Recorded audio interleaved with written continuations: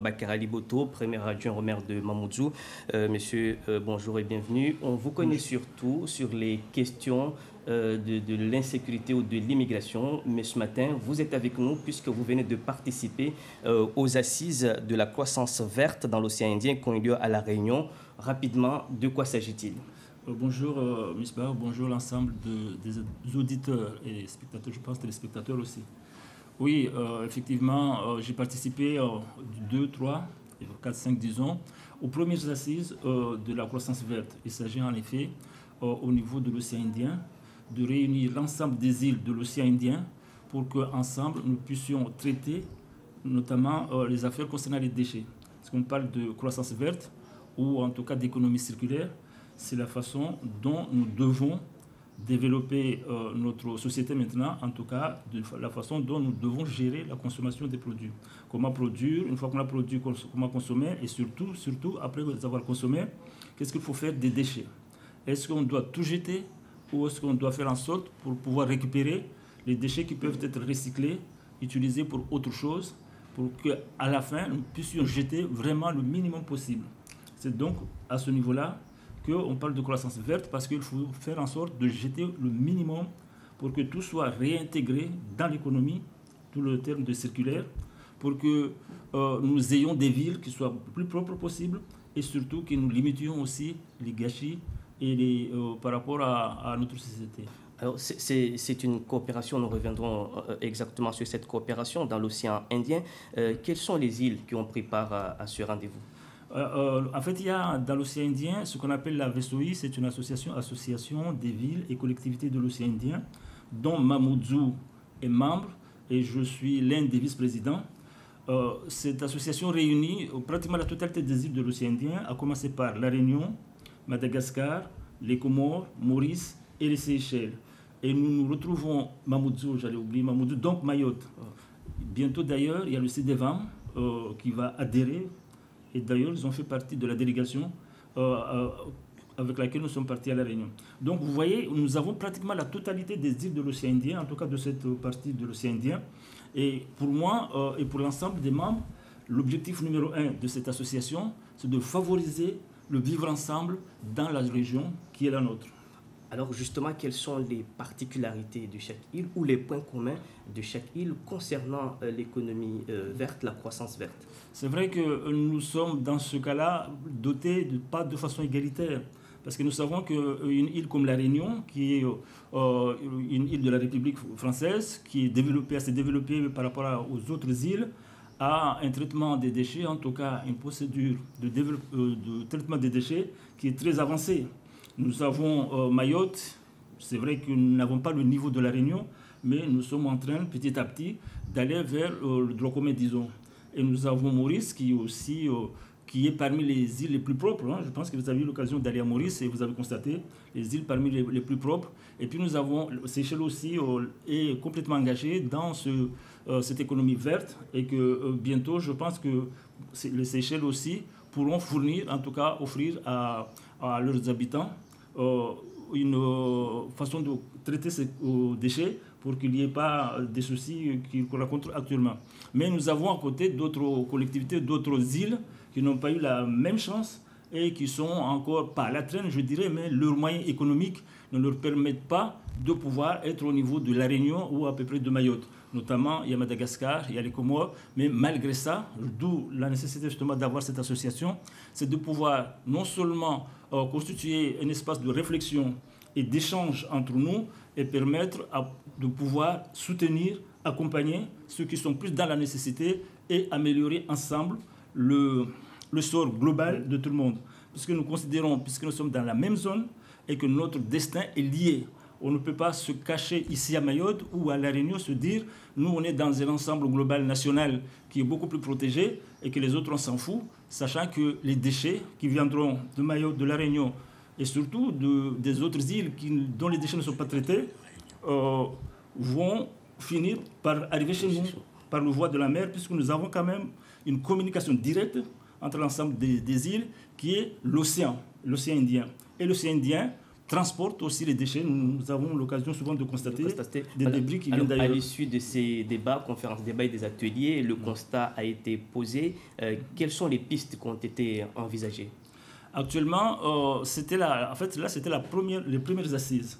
Nous sommes donné rendez-vous assez rapidement pour pouvoir améliorer encore ce que nous avons fait, notamment faire en sorte pour savoir dans chaque île comment nous pourrons faire pour aider, apporter les expertises qui existent dans les autres îles pour que nos partenaires puissent aussi bénéficier de cette technologie, de cette expertise, pour que enfin nous puissions faire en sorte que les déchets soient traités de la même façon, ou en tout cas que nous puissions avoir, une centrale, pas d'achat, mais quelque part où nous pourrons ensemble pouvoir traiter ou puiser les moyens et surtout, en tout cas, l'expertise nécessaire pour pouvoir avancer dans nos îles respectives. Mais vous êtes conscient de la disparité de chaque île, parce que vous l'avez évoqué tout à l'heure au tout début, les situations financières et économiques de chaque île est très différente. Est-ce que Mayotte et La Réunion ne vont pas être les moteurs financiers et innovateurs de cette coopération?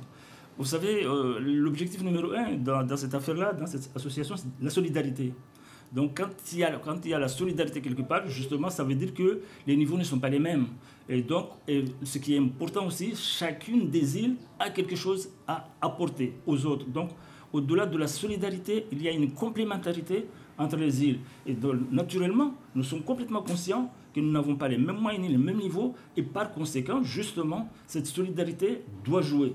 Et ce qui est important aussi, c'est que chaque île est consciente de cette affaire-là. Du coup, il n'y a pas de frustration, il n'y a pas de problème de niveau ou d'orgueil, mais nous savons tous que nous sommes là pour traiter les problèmes et les gens sont très ouverts, exposent leurs difficultés et les autres apportent aussi, et chacun aussi apporte ce qui peut, ce qui est bien chez lui, et c'est ce qui est bien, la solidarité, la complémentarité, et donc favoriser le vivre ensemble dans l'ensemble de notre région. Alors rapidement, comment concilier croissance économique et développement durable? Parce que la question revient souvent. Ça a toujours été le même problème entre les exigences quotidiennes de la population, de la vie tout court, le fait que chacun doit pouvoir vivre correctement, avoir à manger, avoir un logement, pouvoir s'occuper, avoir un emploi. Ce sont les préoccupations quotidiennes de chaque citoyen, de chaque île. Et au-delà de ça, il y a aussi le fait de pouvoir préserver l'avenir, c'est-à-dire favoriser un développement durable. Donc il faut trouver un juste équilibre. Mais c'est vrai, on ne peut pas dire, bon, nous on fonce vers le développement durable, sachant qu'il y a des choses qu'on ne peut pas faire, parce que sinon on va larguer tout le monde. Et donc c'est cet équilibre-là qui fait l'objet de réflexions qui sont menées régulièrement pour que nous puissions à la fois allier exigences économiques, mais aussi exigences du développement durable, de la préservation de l'avenir de nos enfants.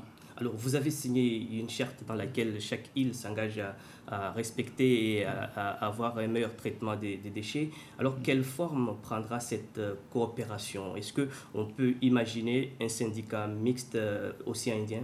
Ça existe déjà. En fait, il n'y a pas un syndicat mixte océan Indien, mais les syndicats mixtes qui existent, dans chacune des îles, notamment à La Réunion, à Mayotte, Seychelles, à Maurice, ces syndicats coopèrent déjà entre eux.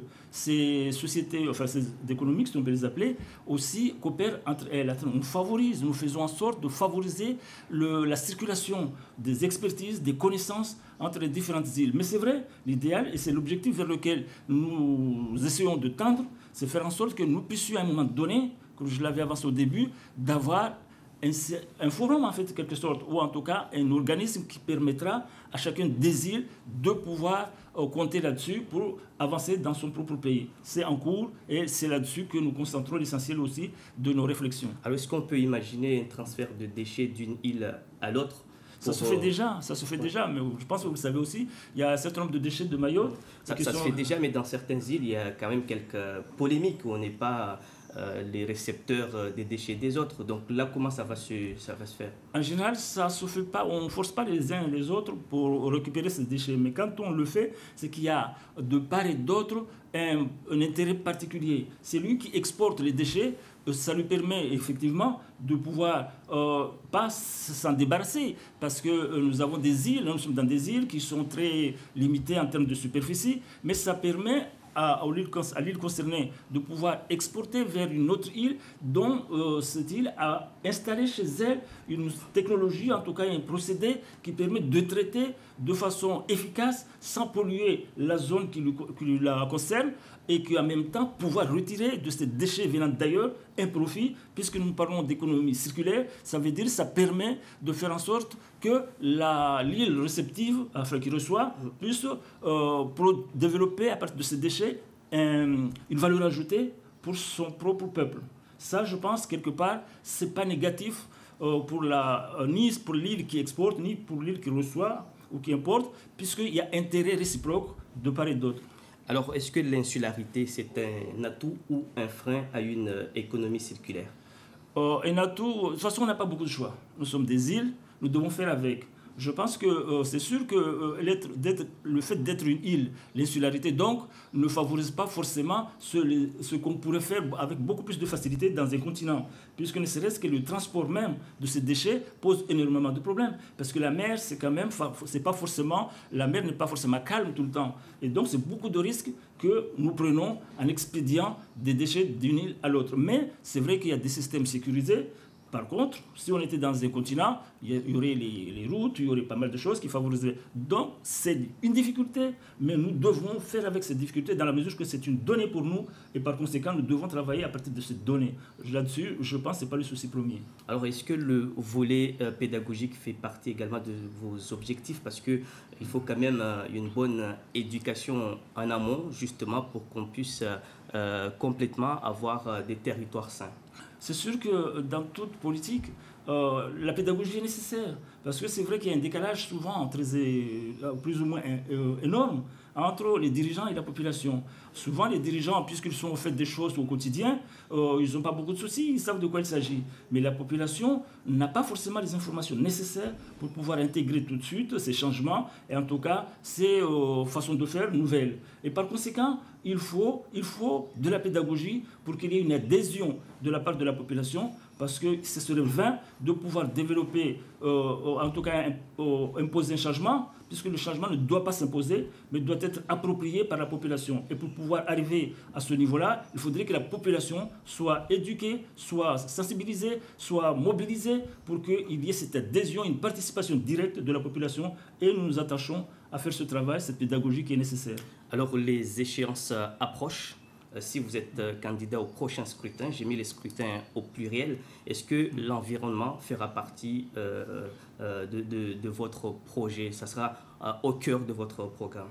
Naturellement, parce que moi je pense que quelqu'un qui pense vraiment à l'avenir de cette île doit commencer par là. Mayotte est sale, nous l'avons dit, nous ne le disons pas suffisamment, mais on le constate, Mayotte est sale. Et pour que Mayotte puisse être attractive, un jour, il faudrait absolument que nous attaquions à ce fléau qui est pas l'insécurité c'est sûr, mais l'insalubrité.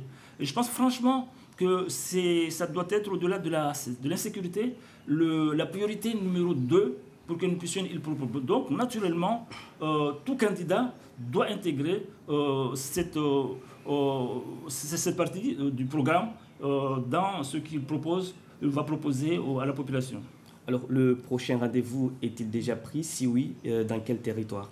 Le prochain rendez-vous aura lieu probablement, c'est déjà prévu en fait, aux Seychelles. Et là, ce sera aussi l'occasion de visiter ce que les Seychellois ont fait, savent faire. Et puis en même temps, ce sera aussi l'occasion de renouveler nos instances. Puisque nous avons un bureau qui dure 2 ans. Jusqu'à là, ce bureau a été co-présidé, parce qu'il y a toujours une coprésidence, avec Madagascar et Maurice. Et prochainement, nous avons une coprésidence, soit entre Mayotte et la Réunion, soit entre Mayotte et les Comores, soit entre les Comores et la Réunion. Et moi, je vais proposer la candidature de Mamoudzou pour que nous puissions présider à notre tour cette instance qui est la VSOI, Association des villes et communes, collectivités de l'océan Indien. Donc nous aurons une présidente soit Mayotte-Réunion, soit Mayotte-Comores. Alors, il nous reste à peine 30 secondes, Bakary Boutou. En venant ici, vous êtes passé devant la préfecture et elle est toujours barricadée. Rapidement, un mot sur cette actualité en 15 secondes.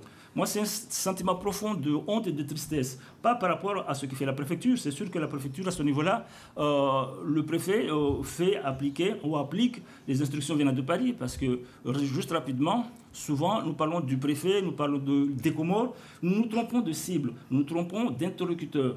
Le préfet n'est pas celui que les Mahorais ont élu. Il n'a jamais été élu. Les Mahorais ont élu, voilà, c'est ça, des élus, comme on dit. Donc, je pense franchement, ma honte et ma tristesse, c'est que nos mamies qui ont combattu avant notre naissance pour la sécurité de Mayotte, pour la départementalisation de Mayotte, aujourd'hui, cette départementalisation acquise, et c'est toujours elles qui sont sur le terrain. Ça veut dire quoi? Ça veut dire que nous, notre génération, nous avons complètement échoué. Et quand je parle de nous, c'est la classe politique dans son ensemble, mais aussi les autres acteurs syndicaux, collectifs. Nous avons tous échoué et nous devons nous remettre en cause. Pour que nos mamies puissent dormir tranquilles et partir tranquilles par la suite. Parce qu'ils ne peuvent pas faire leur travail à l'époque et faire la nôtre aujourd'hui. Ça veut dire que vraiment, nous sommes dans une situation complètement paradoxale et que nous sommes défaillants. Nous devons nous ressaisir pour faire le travail correctement.